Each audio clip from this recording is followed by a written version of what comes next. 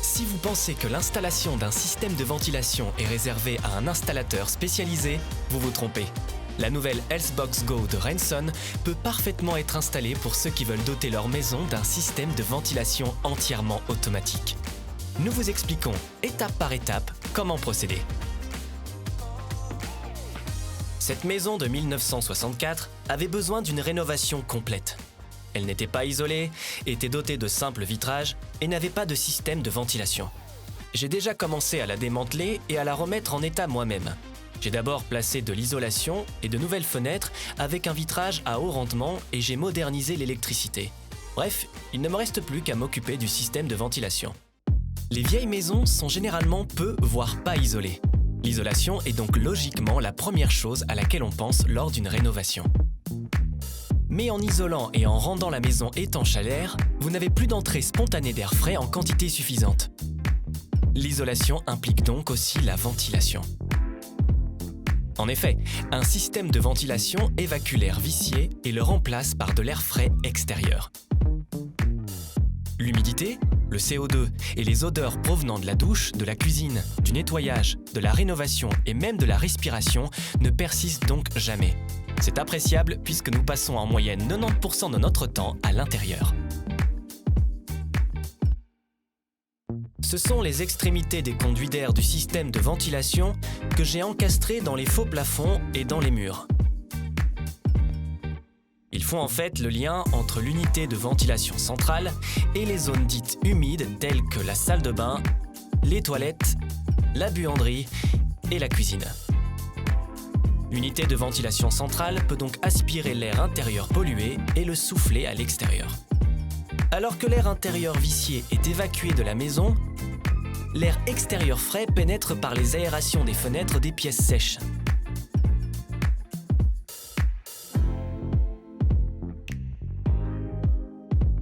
Il s'agit d'espaces tels que le salon, les chambres à coucher et le bureau. C'est le principe d'un système de ventilation C.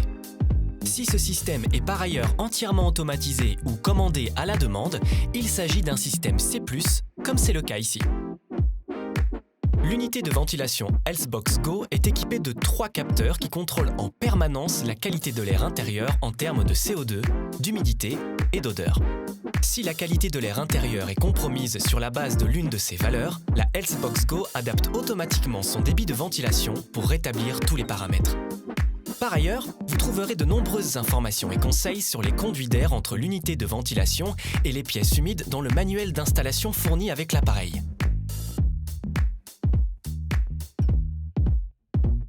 Ici, par exemple, il a été immédiatement clair que la cuisine nécessitait un double conduit EasyFlex pour atteindre le débit de 75 m3 d'air par heure. Le manuel précise également qu'il est préférable d'utiliser le moins de coudes possible afin de minimiser la résistance d'air dans le réseau de conduits. Mais revenons-en au raccordement de l'unité de ventilation dans le grenier. Pour ce faire, vous avez besoin de ce qui suit. Le kit Healthbox Go, des conduits AcouDeck isolés acoustiquement, des coudes ronds, des conduits ronds EasyFlex de 125 mm de diamètre, des conduits EasyFlex ovales et plats, un tuyau de soufflage IsoDeck d'un diamètre de 150 mm, un anneau d'extraction avec une inclinaison de 125 à 150 mm, sangle de tension en métal, feuillard perforé, pièces d'accouplement ovale et plate, coude, réduction ovale plat à rond d'un diamètre de 125 mm, coude rond vers ovale plat, ruban d'étanchéité et vis, pièces d'accouplement rondes d'un diamètre de 80 et 125 mm et des fermetures rapides EasyFlex. Côté outillage, vous aurez besoin de une perceuse visseuse, un multitool, un tournevis, une pince coupante pour métaux et un cutter. Et le kit Healthbox Go bien sûr. Vous y trouverez un manuel d'installation, des sangles de tension et des adaptateurs pour relier les tuyaux AcouDeck à l'unité, 3 vannes aéro réglables, un gabarit de perçage et l'unité de ventilation elle-même.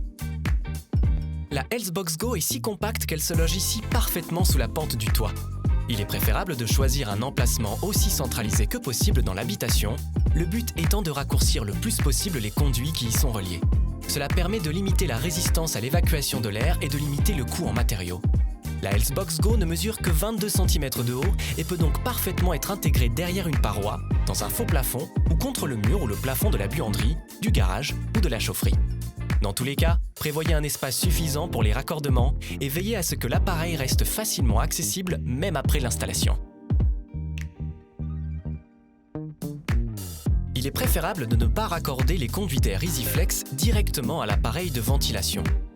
Pour le dernier demi-mètre, il est recommandé d'utiliser des tuyaux avec affaiblissement acoustique Acoudeck. Ces pièces sont disponibles dans les magasins de bricolage. Le raccordement est très simple. Il suffit de glisser la bague d'adaptation sur le tuyau Acoudeck et de la serrer avec les sangles de tension fournies.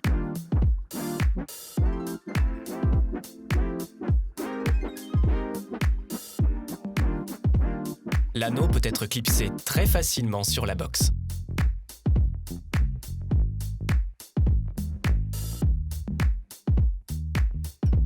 La Healthbox Go dispose de 7 raccordements. Ici, il m'en faut 3. J'ai utilisé les 3 qui conviennent le mieux selon mon plan. Les 4 autres doivent être fermés avec ces bouchons afin que l'air ne puisse pas s'échapper. Grâce au conduit ovale plat EasyFlex, on peut raccorder les tuyaux de la salle de bain et des toilettes sans casse-tête. Sciez les colonnes de chute en saillie au ras du sol pour y placer les coudes. Le raccord est parfaitement étanche grâce aux manchons en caoutchouc. Pour le tuyau d'évacuation de la cuisine, je pourrais également avoir travaillé avec les conduits EasyFlex plats et ovales. Mais pour atteindre mon débit de 75 m3 par heure, j'aurais dû le dédoubler. Et ce n'est pas vraiment évident ici, avec la structure en bois dans ce grenier. C'est pourquoi j'ai imaginé une autre solution. Un tuyau rond EasyFlex d'un diamètre de 125 mm est en effet une meilleure option. Une fois qu'il est en place, vous pouvez poursuivre avec les conduits ovales plats. Commencez par disposer les angles pour pouvoir prendre les mesures et dimensionner correctement. Avec les pièces d'accouplement, la connexion entre les conduits et les coudes est un jeu d'enfant. Il suffit de les emboîter et le tour est joué.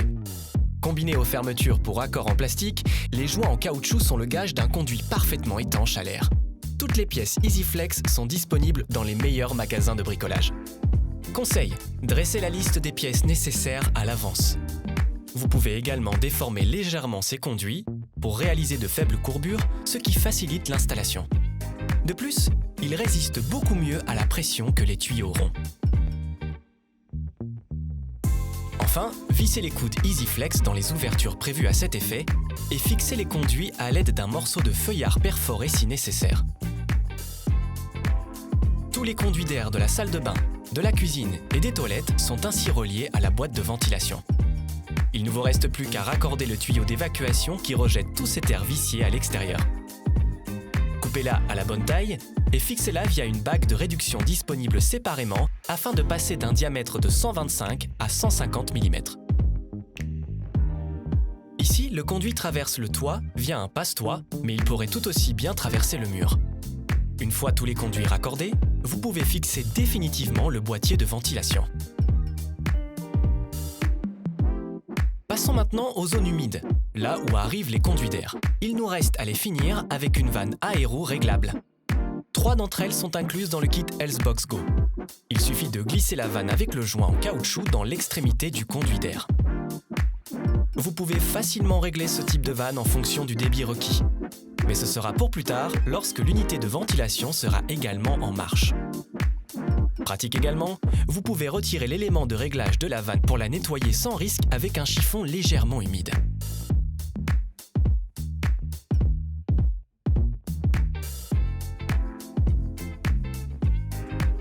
Maintenant que vous êtes en bas, pensez à vous assurer que les grilles d'aération Invisivent des fenêtres sont ouvertes.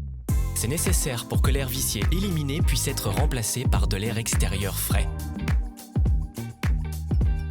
Il suffit ensuite d'allumer l'interrupteur pour que le système de ventilation se mette automatiquement en marche. Les réglages d'usine constituent une excellente base pour une bonne ventilation de votre habitation. Faites fonctionner le système pendant quelques jours et observez. Le gouvernement prescrit des taux de ventilation par pièce. Pour vous assurer d'atteindre ces débits, vous pouvez solliciter des mesures et un réglage précis par un professionnel. Les 3 capteurs de la Healthbox Go contrôlent en permanence la qualité de l'air intérieur en termes de CO2, d'humidité et d'odeur. Si vous prenez une douche, cuisinez ou allez aux toilettes, votre système de ventilation se met automatiquement en marche. Et dès que la qualité de l'air intérieur est rétablie, il revient automatiquement à son débit minimum. Ainsi, vous ne consommez pas inutilement d'énergie. De plus, même si l'unité de ventilation est entièrement automatique, elle ne possède pas d'interrupteur. En revanche, il existe un bouton Boost. Chaque pression de ce bouton augmente progressivement l'intensité et la durée de fonctionnement de votre système de ventilation. Et si vous voulez voir ce que fait la Healthbox Go pour maintenir la qualité de l'air intérieur, téléchargez l'application gratuite. Si, peu après le réglage, vous constatez encore que l'humidité persiste trop longtemps, 2 options s'offrent à vous. Augmenter le débit de la Healthbox Go sur l'appareil même ou ouvrir un peu plus les vannes d'extraction pièce par pièce. Pour plus d'informations sur la Healthbox Go, surfez sur renson.net.